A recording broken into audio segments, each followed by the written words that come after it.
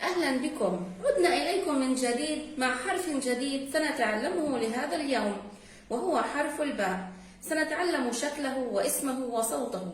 هل أنتم مستعدون؟ إذن هيا بنا. انظري إلى هذه الكلمة. استمعي. بير بير. أين جاء الحرف الذي يلبس ثوبا أحمر؟ أحسنت، جاء في أول الكلمة، لكن انظري إلى شكله. هل هو يمد يده ويمسك بالحرف الذي بعده؟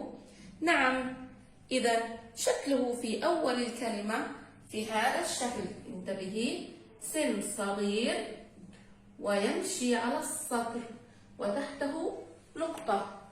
هذا الشكل يأتي في أول الكلمة وفي وسط الكلمة أيضا. الآن انظري إلى الكلمة الثانية. استمعي. باب باب. انظري إلى الحرف الملون بالأحمر. أين جاء هذا الحرف؟ أحسنت، إنه في آخر الكلمة. ما اسم هذا الحرف؟ أحسنت، إنه حرف الباء. فكري معي، ماذا يشبه هذا الحرف؟ يشبه الصحن. برافو، يشبه الصحن، ولكن تحته نقطة. شكل الباء في آخر الكلمة صحن وتحته نقطة. انظري إلى الشكلين في أول الكلمة وآخر الكلمة. هل هما متشابهان؟ لا. إذن لحرف الباء كم شكل؟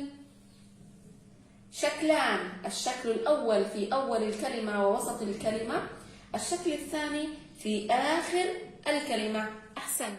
الآن نريد أن نلفظ حرف الباء. انظري أولا، هل يوجد لحرف الباء أي حركة طويلة أو قصيرة؟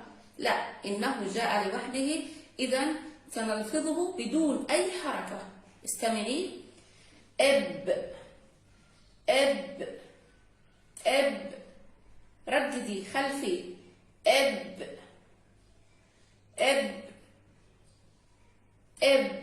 أحسنت.